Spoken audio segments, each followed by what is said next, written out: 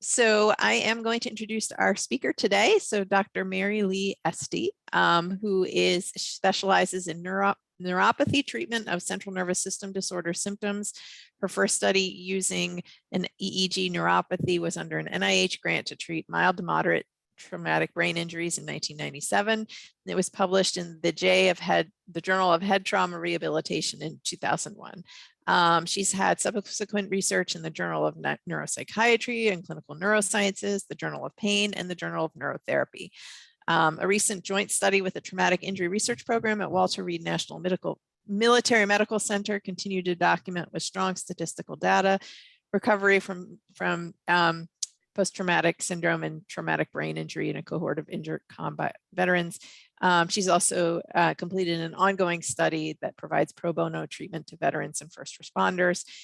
Her practice is devoted to continued research to explore more efficient and effective therapies for the complex medical issues following traumatic brain injury and post-traumatic PTS. And I'm going to let her explain what that acronym is. It's her belief these technologies have the promise to improve the human condition. Her mentor, Dr. Lillian Rosenbaum, LCSW, PhD, is the responsible party who established the field of social work to include biofeedback as an integral service.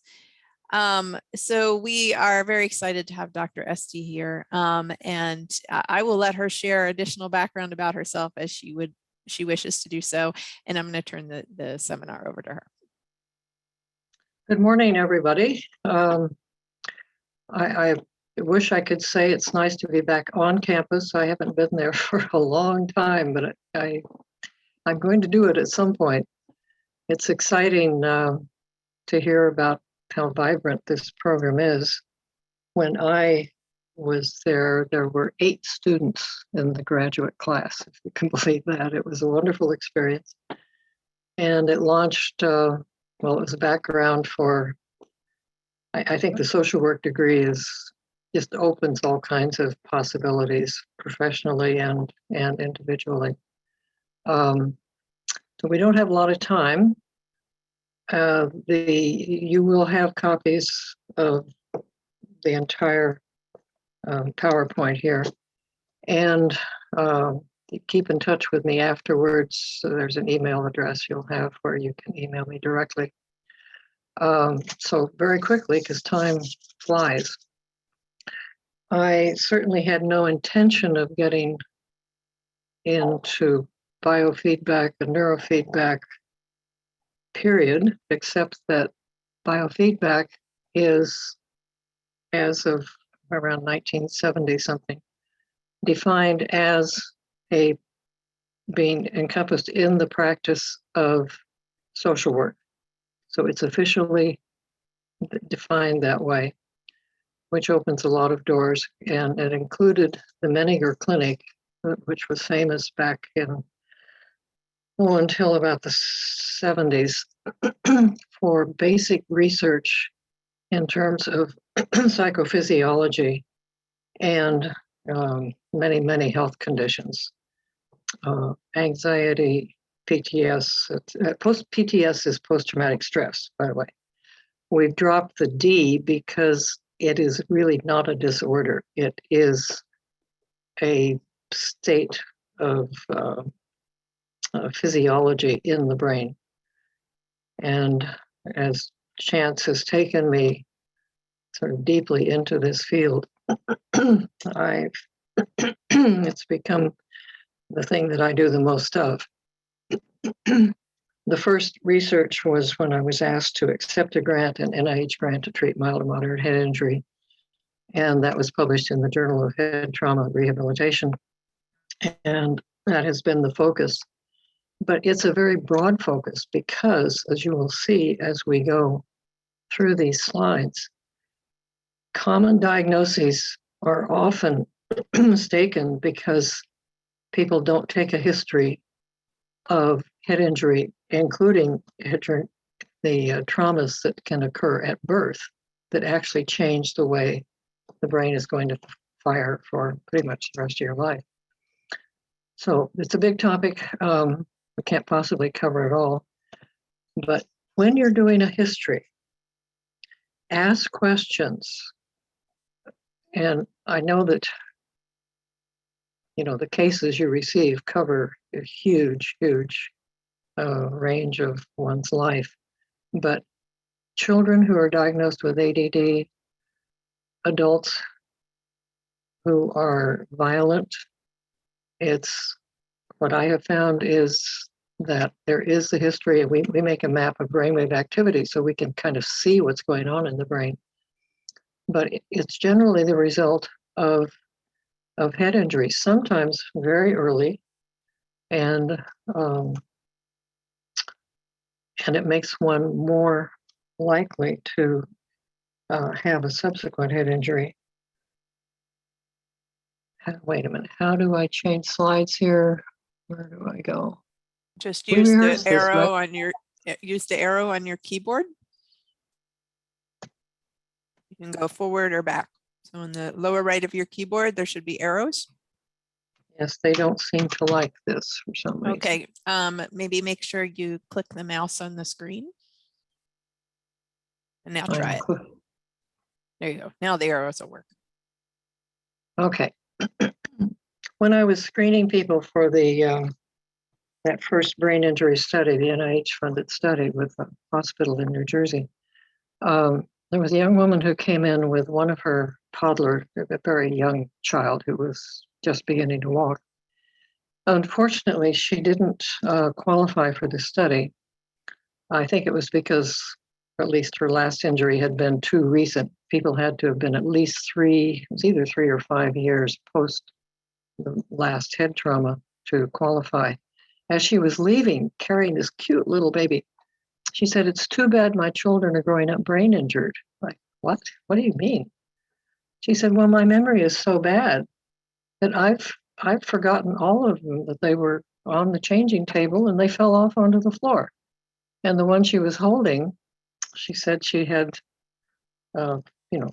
strapped, put the baby in the car seat in the back, but forgot to do the straps. And she had to hit the brakes hard on the beltway, and the child was thrown across the front seats into the windshield, falling into the footwell. All of these things really have an enormous impact on development throughout life. They set a stage. I was on a program once with a neurologist who was head of pediatric neurology, John Freeman at Hopkins. And he said, "We know now that when children are having trouble learning, they're probably diagnosed ADD, and the question is why? What are these problems? Why are they so impulsive? Why do they get in trouble?" So we know now we have to ask a lot of questions about early injuries before age 5, anything from birth on, because they will be diagnosed with ADD when they get to 5th grade, 4th, 5th grade, something like that. And that certainly has been confirmed many, many times. But, they carry a different diagnosis, which influences class assignments and special, special education services. So, let's see here. Go. And it doesn't apply just to children. There's a lack of knowledge about this entire problem, including the DSM is, I don't know, I despair sometimes. I think they've even dropped the word concussion in the latest issue or latest version. But I was treating an ER doc who had been in a car accident on July 4th, actually. And it was interesting because she and the other occupants of the car went to the ER that night. And then she said the next day was kind of tough at work. She had a lot of medical students in the ER. And the next day, the headache was so bad that she went back to the ER that had been visited the night of the trauma and said, "I got the look. I had never heard this before," but she said it's a common belief, this is 20 years ago now, but maybe still the same, that in the ER, that when people come back a few days later, it's because they had time to consult a lawyer, but that's not, obviously, that's not what it is. So to complicate matters, in the DSM, the under neurocognitive disorders, they don't use the word concussion anymore. They're saying that to have the diagnosis, there have to be symptoms immediately after the injury. Now I'm going to show you some slides here, pictures of live rat neurons. On the top left column, you can see it says 0 hours. So here's a live neuron. It was encased in a nutrient gel, and this was at Brown University. And they had a special device where they could control the amount of force onto that gel containing a neuron. So column 2 from the left is that neuron at the top row, 6 hours after being, quote, concussed. The next one is, can't actually see it here. Maybe you can see it. I think it's 10 hours. And as you can see, by 12 or 15 hours, there's almost nothing left. It takes a while for the neurons to get pruned to die off. The bottom line is the neuron done at the same time that did not receive a concussion, a concussed force. They didn't have a concussion in the way that we do. So it takes time. And one of the meanings of this is that sideline tests really don't mean very much.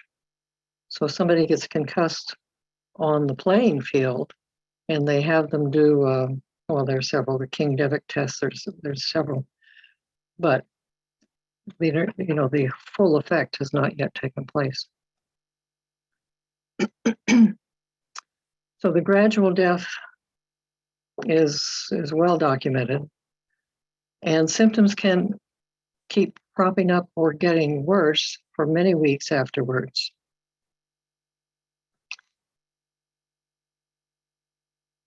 There's a movement now, it's a relatively new field, just a few years, in pediatric TBI.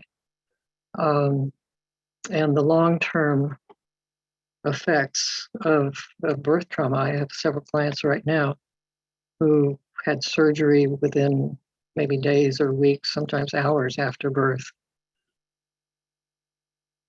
One of the things that I think is especially interesting is they are saying that it really should be that there's in the health record of a child, a school health record of a child, something about their past history.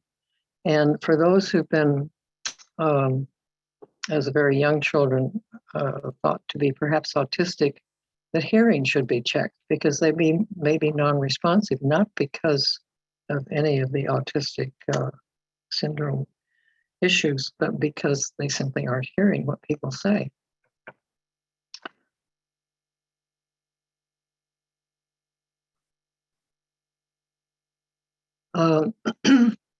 This is especially important.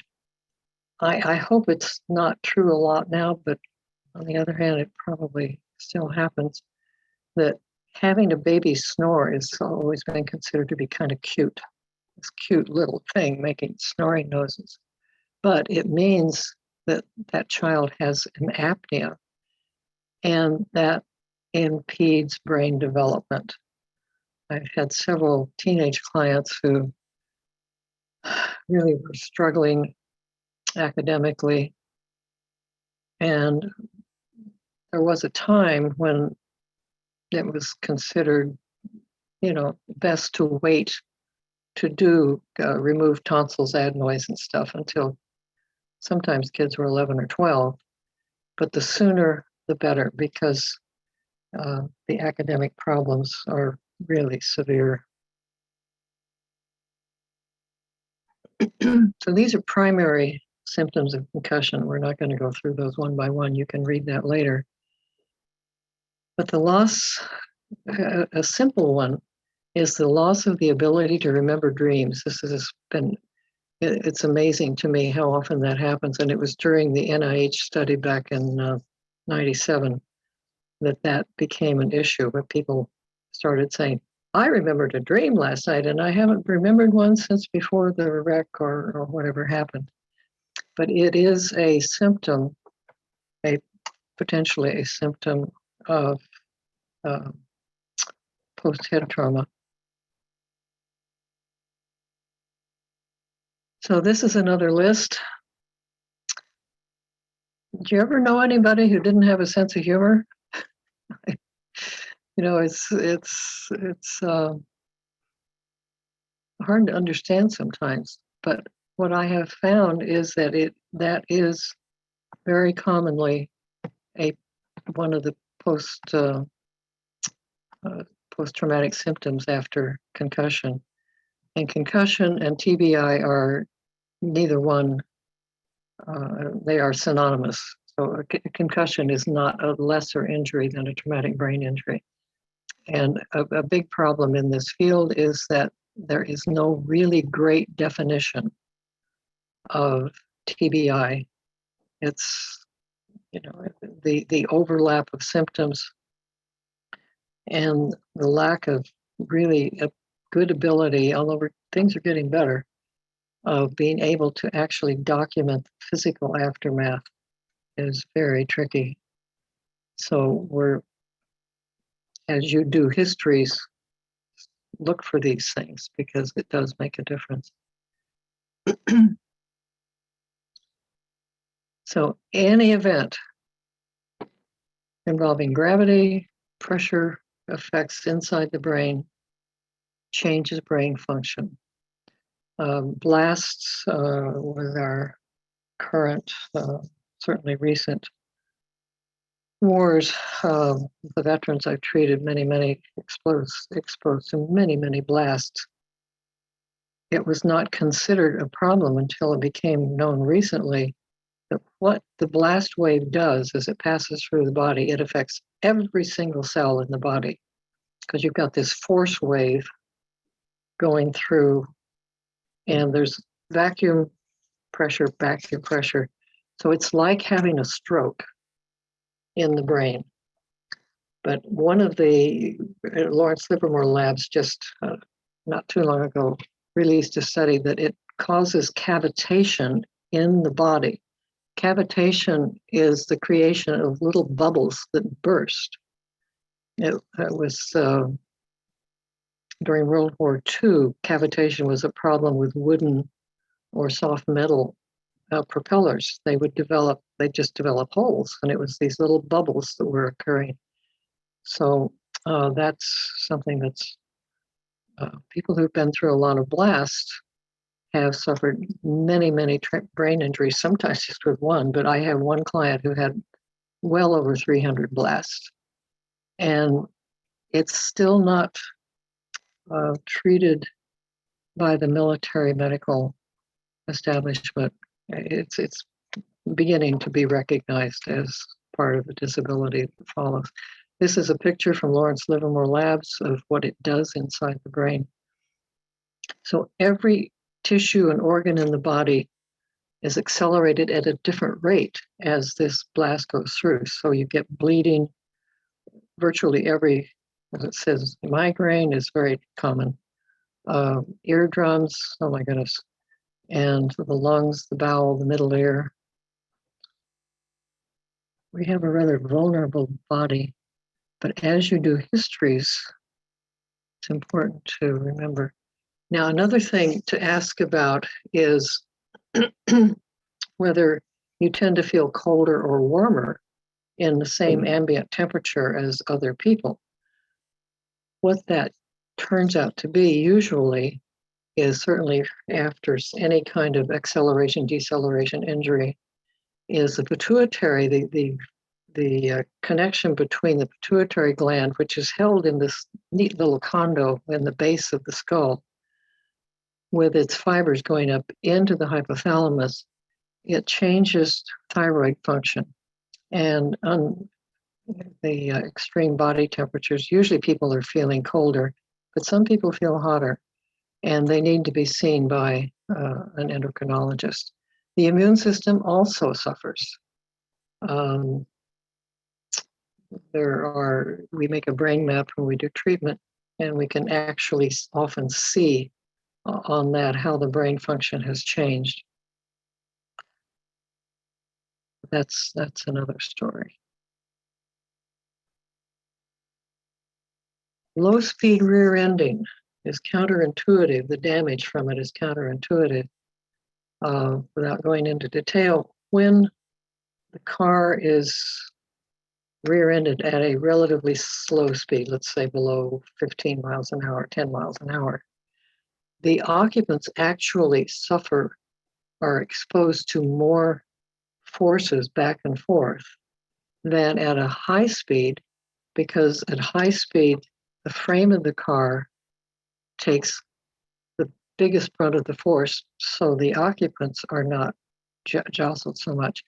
The G-forces in the brain at a slow speed are really remarkable, very, very much. And people I've been involved with, well, clients who've been involved with lawsuits because, well, your car wasn't so damaged, so of course you're making this up.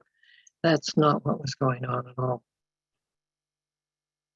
So here's a picture, and women are much more likely to be damaged and have chronic headache after a rear ending, because our ex just we don't have as much muscle as the guys.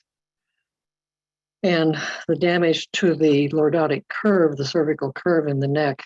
Okay, here's actual photo. So this is a normal curve, often after a rear ending, or it can be falls too. It can be all kinds of forces. You get the straight neck, the military neck. Those people almost always have some kind of chronic headache. But when the reverse curve, you can see the atlas vertebra right under the skull is in front now of the vertebra below. That usually causes pretty much nonstop headache, and it requires very careful craniosacral therapy. It seems to be the best. Surgeries usually do not help very much. So the peak accelerations are the most important thing. You can read this all later. Prevention. It would be really nice to prevent, especially in children, the falls that all little toddlers are, it's just inevitable as kids learn to walk. But this is a picture of what's called a pudding cap. And if you go back to family portraits of royal families, way, way back where they're little kids, they'll have cute little caps on that wrap around the head like this. And they, even hundreds of years ago, were protecting their children's heads from falls. I think that's absolutely fascinating. And Carol Shiflett, my co-author on our book, made this as an example. But it's kind of interesting that I think it was just a few weeks ago, there was on the national news, there was a picture of pro football players in training. And I don't remember the team, but I think maybe many teams are doing this now. During training, at least, they had their helmets, but they had big cushioned things stuck on the outside of the helmet. The idea being that, at least during training, they were trying to reduce the impact of concussion. I tried to find that picture, and I couldn't find it again. I think they said they probably wouldn't do it during the season because it's really not very pretty, on the helmets. You got to be able to see the helmets, right? So there are, I think it's child safety helmet now. They are available online. And I had a client whose youngest son was sitting up, but had very weak muscle control.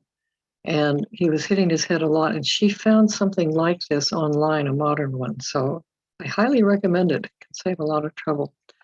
Okay, we made it to questions. who wants to ask a question? I'm not sure of the process. So folks can either type a question in the chat, or you can just unmute yourselves and ask it directly. Let's see, there is one question. So I guess I sort of have a question. So a lot of our social workers, our practitioners who are attending today, what would you could you sort of give a sort of summary of what are the things that you might look for if you were screening for a traumatic brain injury in someone? Well, I should have sent you one of our, our screening form. There are many, many things. One is, and it's, in fact, this afternoon, there's a family coming in where we're treating children who had trauma at birth. So it's amazing to me still, people will say, well, no, I never had a concussion because I wasn't unconscious. Well, there are two levels so far, at least at the current, which are the best we have at the moment, definitions of concussion. And you do not have to be knocked out, even for a second, to have, that's a grade 3 concussion. So any of the falls, well, first, birth trauma, we actually have maps that I can tell whether people have had a forceps delivery, C-sections, almost, there's so much pressure if you've ever seen one on that little head. And many kids, their heads don't quite go back to what was probably supposed to be the normal shape. All of those things can be involved in the origins of learning problems. They usually don't really show up until they go to school. But if you get the diagnosis of, in fact, the British government is now going to require that birth traumas be noted in school records, because they're going to need special education at that point. From the standpoint of biofeedback and the world I live in, these things can be reversed usually very easily. And many of these children are incredibly impulsive. They get labeled as ADHD, and often they are, let's say, extremely reactive, get into fights easily. And that can be turned around, but they need special help educationally. And the sooner that gets addressed, the better. So the services just really aren't generally widely available, but the whole field that I'm in, neurofeedback, is making those possibilities much more widespread. And insurance is often now, depending on the companies, and covering treatment. Treatment's a whole nother ball of wax. Yeah, so we have some, that kind of leads into some of the questions. There's a bunch of questions in the chat, so I'm going to kind of go through those. Sure. So the first one is, what steps or referrals do you recommend for therapists if we suspect a patient might have a TBI? One website is, and it's S like Sam, NR, ISNR, International Society for Neurofeedback Regulation. And you can find providers all over the world, but you can go state by state. There's a second one called AAPB, it's the first professional organization, Association for Applied Psychophysiology and Biofeedback. They also have a list of providers. Okay. And then the next question is, one of the folks who's watching us says they're curious about what treatment looks like, types, length of recovery, et cetera. That's a whole different presentation. How about next year? Okay. In general, well, I still feel that I'm one of the luckiest people ever, because in 1994, I stumbled onto, just by chance, a biofeed device that had been used in an earlier NIH study for ADHD boys. And as it happened, it would work on my computer. And there are now a lot of, there's a lot of equipment available that's some of it based on that kind, which is a slight stimulation. And there are many devices which they all require some training, of course, operate on an operant conditioning theory. So the most common involves two computers, a screen. There'll be some sensors on the head on certain sites, which people are trained how to look for and where to place sensors that are displaying that person's brainwaves on a screen. And then the therapist in that case is looking at a different screen that shows information, various kinds of information about that person's brain, the firing, because there are imbalances across the spectrum from the slowest to the faster brain waves. When there is any kind of emotional, behavioral learning problem, there is an imbalance in the way the brain's energy is produced and where in the brain. So in these, in that class of equipment, there's a choice. Usually the client chooses to watch a movie. So they are watching a movie, and the therapist is setting parameters over here, so sort of like high jumps. As the person moves the energy in the brain up to a place where they will help them concentrate to get more balance in the way the brain's firing, the movie will play. As they get better at it, the therapist makes it a little bit harder. They raise that high jump bar just a bit. And so there's a back and forth learning. There's a huge amount of research on that kind, I call it traditional neurofeedback, because that's the kind that was out there first. And then there are several devices now made that are later generations of what I'm still using the first device that I found because it worked so well. It was in the NIH study and then another study with Rush Hospital in Chicago and on to Walter Reed. And I've been using it since 1994. The brain is so responsive. So if you go on ISNR, you will find, and AAPB, you will find links to providers who also provide training. And of course, I'm interested to help anybody who wants to learn how to do any of these things, because the wonderful thing is, and it just continues with me, people usually get off their medications if they're on it. And I just read a wonderful thing. There's a wonderful book on neurodevelopmental trauma by Seaburn Fisher. I highly recommend it. But there was a phrase in there I'd never seen before, is that medications do not train the brain. And right from the beginning, with the very first study, we had people get off of many, many medications, and that just continues. It's really, very rewarding. I don't tell the pharmaceutical companies yet, okay? Because they're not going to like it very much. But it happens over and over and over again. I don't know if that answers your question, but the information is going to be available on those two websites.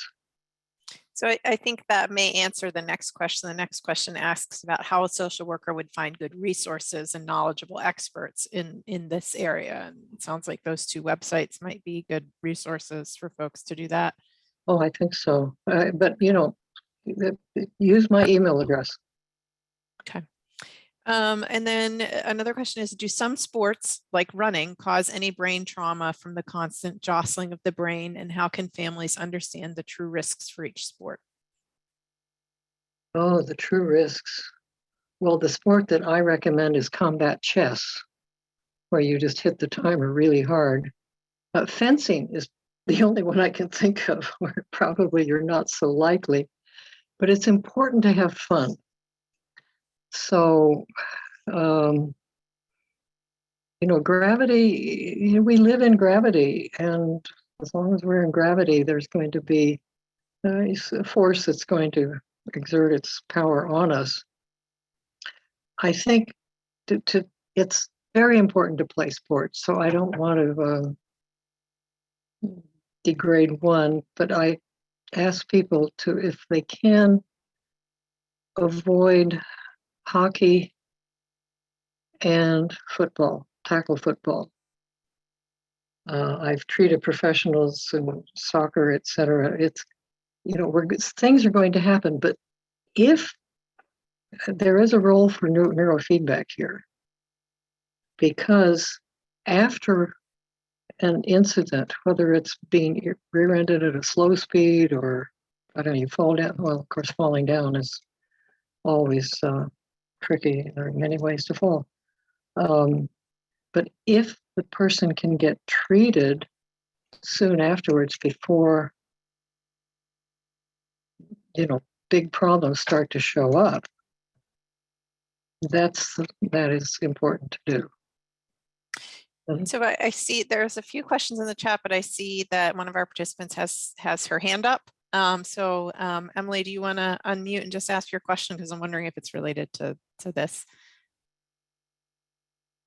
Yeah, it's kind of like this question and the one prior to that, about so like a lot of kids start playing sports in high school, and at what age are the injuries maybe not so like serious and effective in development? Because I know for that adolescent age range, it's a very emotional time, and there's still like a lot of risk-taking development and emotional development happening in the brain. And I just don't know like how, like at that age, like what's the severity? Yeah, it's a good question. I think as soon as possible, because impulsivity, lack of emotional control, will be a result of early childhood injuries. So that becomes preventive. In fact, I can give a good example from yesterday. We had a 5-year-old who had pretty severe trauma, including a brain operation before age 2, I think. Very impulsive, fighting within his own siblings. And parents really worried because nothing had seemed to work. So with very little treatment, there was an incident, I think over the weekend, when he had one of his spontaneous rages and was threatening to do something to a parent. And then he stopped and he tickled her instead. And he said that. He said, well, I was going to hit, but I decided to tickle. So to have that at age 5, so that's just a great sign that now there's a certain circuit in the brain that is beginning to be attached again. The one that I call it, I say it means that the brakes are working again, when before there were no brakes. And I see this in adults, especially the veterans or people who've been exposed to lots and lots of head trauma, where they just go into rages and they can see themselves, they can't stop, they have no brakes. So once we treat a little bit, and any neurofeedback can do this, then that ability to take that split second. You don't exactly make a decision. It's not a thinking process, but that circuit is working in the brain and it keeps you out of trouble. Okay. So the earlier, the better. I'm gonna move on to the next question. So somebody asked, would a lack of oxygen to the brain at birth be considered a TBI, for example, if the cord was wrapped around the neck? It certainly creates a brain injury. It doesn't, there's no good definition yet of TBI. It's one of these days it'll get done, but yeah, that lack of oxygen, that's different from a gravity, acceleration, deceleration issue. But the damage to the brain is significant. Okay. But sometimes it's unavoidable. Yeah.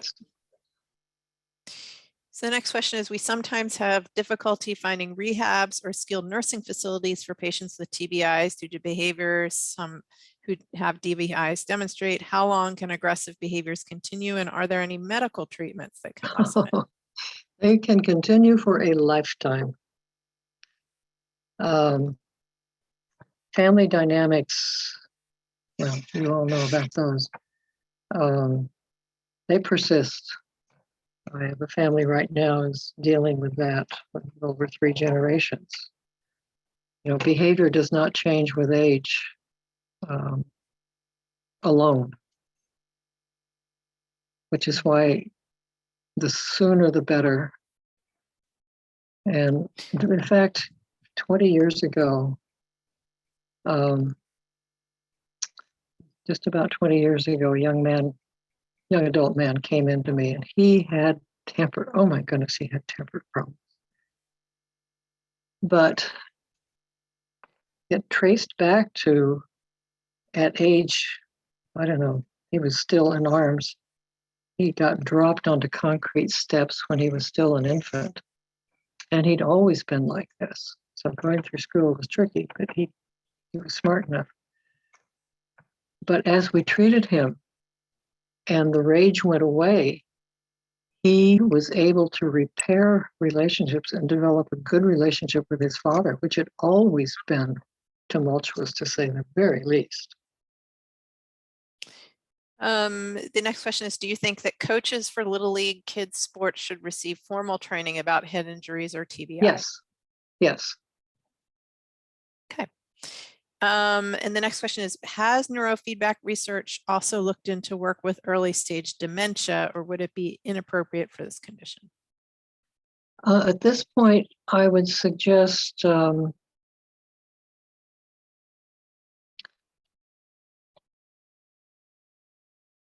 thing that is, yes, there are people who are doing that.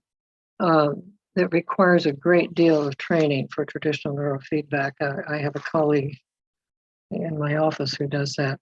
But there is something that is perhaps more accessible at this point. There's a company in Toronto, Canada called, I never pronounce it right, I think it's Vilight. It's capital V like Victor, IELIGHT. And they have some home units that use infrared. And they're very serious folks. This is not just a commercial mill. They are doing a lot of research on dementia and the effects on dementia. So check them out. Okay.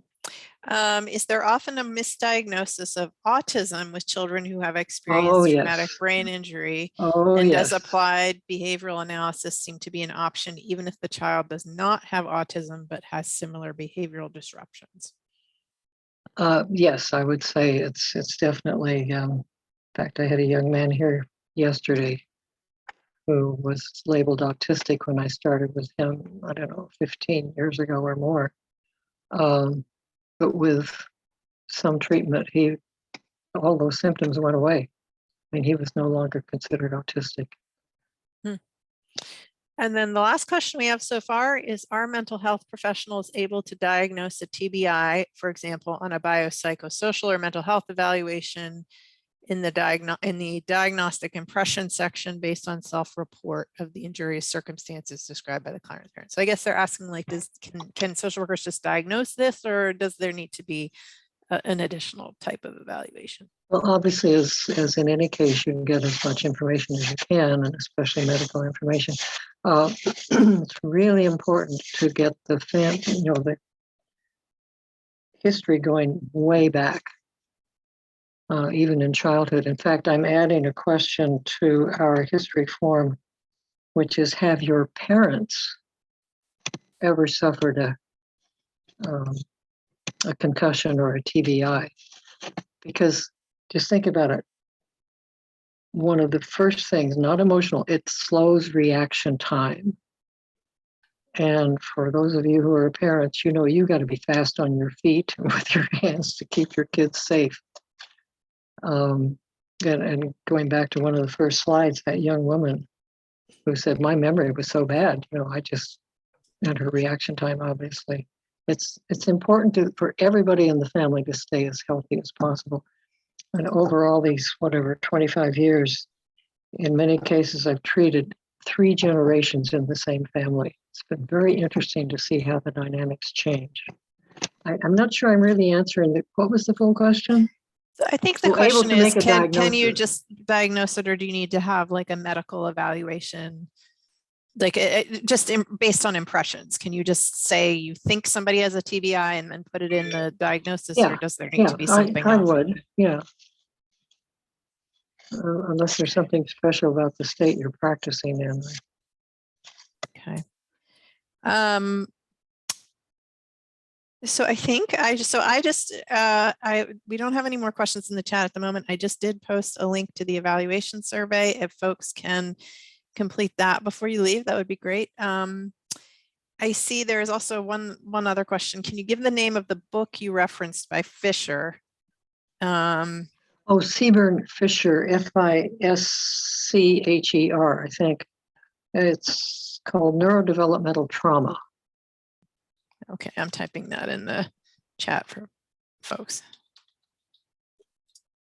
Right. And it's, what's the author is Fisher? Sebern, first name. Seeb. Okay, well, I think you could. Did you find her? I didn't. Hold on. Hold on. I'm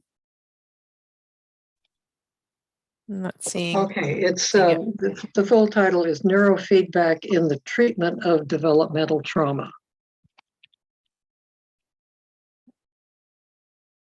And the author's last name is Fischer. Somebody just posted a link to it in the chat. Oh, perfect. So thank you, whoever did that. And it's actually, okay, yep.